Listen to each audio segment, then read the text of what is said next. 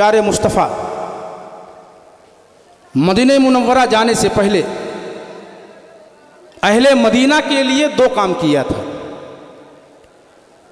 پہلا کام یہ کیا کہ ایک مبلغ بھیجا، ایک استاذ بھیجا، کیا اے مصعب جاؤ جو لوگ اسلام لا رہے ہیں انہیں قرآن پڑھانا، ان کے اندر دین کی سمجھ پیدا کرنا۔ اور دوسرا کام یہ کیا کہ ہر قبیلے کا اتحاد و اتفاق کے لیے ایک نقیب مقرر فرمایا۔ مسلمانوں، یہ اتنی بنیادی باتیں ہیں جس کو نظر انداز نہیں کیا جا سکتا ہے۔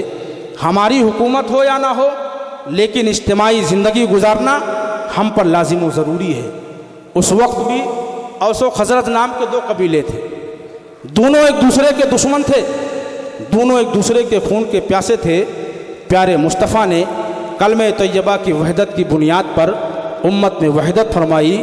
پیارے مصطفیٰ نے ذہن عطا فرمایا کہ اگر امت قرآن سے دور رہی، اگر امت تفقہ فی الدین سے دور رہی تو امت کبھی امت نہیں بن سکتی ہے۔ اگر یہ ٹوٹی پھوٹی بکھری ہوئی امت کو اتحاد و اتفاق کی رسی میں جکڑا نہیں گیا تو یہ بکھری ہوئی امت کبھی امت نہیں بن سکتی ہے۔ آج پوری دنیا میں آخری بات، ہمارا اور آپ کا کیا حال ہے؟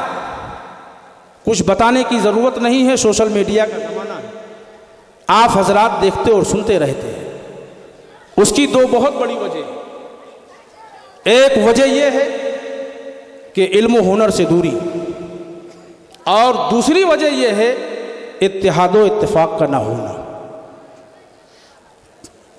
ارشاد ربانی ہے وَاعْتَصِمُوا بِحَبْلِ اللَّهِ جَمِيعًا وَلَا تَفَرَّقُوا۔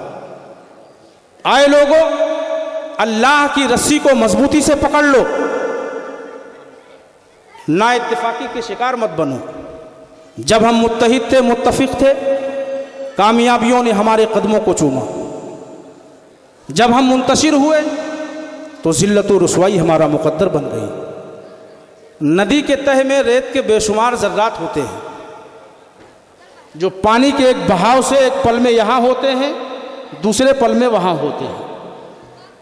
وہ دریا کے موجوں کے رحم و کرم پر ہوتے ہیں، وہ جب چاہتے ہیں جہاں چاہتے ہیں اٹھا کے پھینک دیتے ہیں۔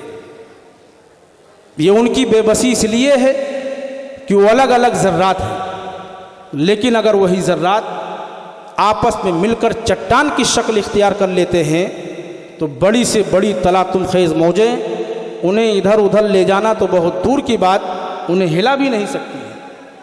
رسی کی ستلیاں ہیں نا، الگ الگ ہوتی ہیں، اسے توڑنا آسان ہوتا ہے، ایک چھوٹا سا بچہ بھی توڑ سکتا ہے، لیکن اگر رسی کی شکل اختیار ہو جاتی ہے تو طاقتور سے طاقتور انسان اس رسی کو نہیں توڑ سکتا۔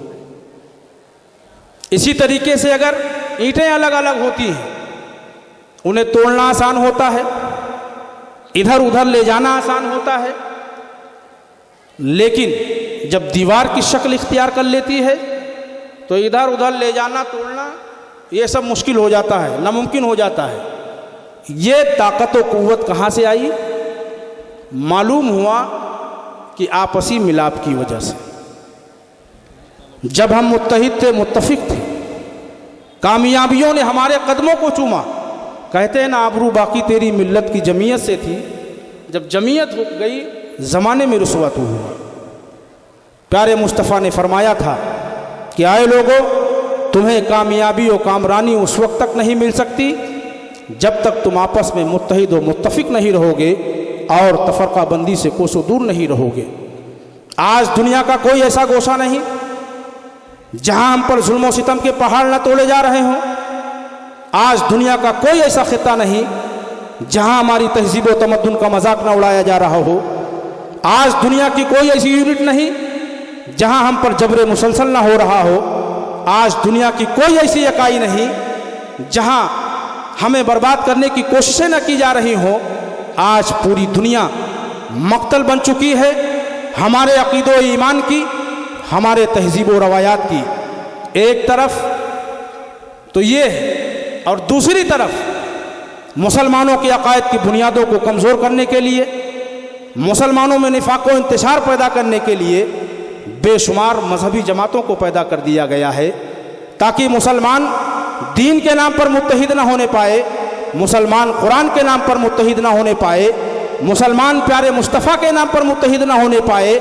یعنی ایک طرف ہم پر جبر مسلسل ہو رہا ہے اور دوسری طرف ہمارے عقید و ایمان کو برباد کرنے کی کوششیں ہو رہی ہیں۔ اس کے باوجود ہمارا اور آپ کا حال یہ ہے کہ ہم اور آپ اپنے آپ کو بدلنے کے لیے تیار نہیں ہیں۔ آج جمدہ شاہی والوں کا نام دنیا کے مختلف حصوں میں کیوں لیا جا رہا ہے؟ کیا یہ فیضان علیمیہ نہیں ہے؟ کیا یہ اساتذہ کرام کی محنت نہیں ہے؟ کیا ہمارے بزرگوں کی قربانیاں نہیں ہیں؟ کیا حضور مبلغ اسلام کا فیضان نہیں ہے؟ قائد اہل سنت کا فیضان نہیں ہے؟ جمدہ شاہی کے لوگوں نے ایک ایسا ادارہ بنایا جہاں کے فارغین آج دنیا کے مختلف حصوں میں قرآن و سنت کی ترویج و اشاعت اور جماعت اہل سنت کے فروغ و استحکام میں لگے ہوئے ہیں۔ ادارے کا شاندار ماضی ہمارے نگاہوں کے سامنے ہے۔ ہماری اور آپ کی یہ کوشش ہونی چاہیے چھوٹی چھوٹی باتوں کو نظر انداز کر کے مدرسے کی تعمیر و ترقی میں لگ جائیں۔ روک لے زب جو آنسو کے چشمے تر میں ہے، کچھ نہیں بگڑا ہے ابھی تک گھر کی دولت گھر میں ہے۔ جو راہ حق پر بسر زندگی نہیں کرتے ویسے دیپ ہیں جو روشنی نہیں کرتے۔